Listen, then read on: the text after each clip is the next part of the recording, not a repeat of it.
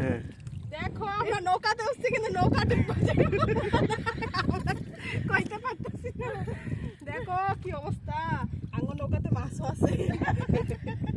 আমরা মোটো মোটো গুলো উঠছি, মোটো মোটো গুলো উঠছি। বাপরে, এই বোটে উঠার মজা বুঝছি, এটা নৌকার এই যে মাছ, এই যে মাছও আছে এখানে। অনেক কত জল ঢুকে গেছে গা, সব পুঁটি মাছ মনে হয় না।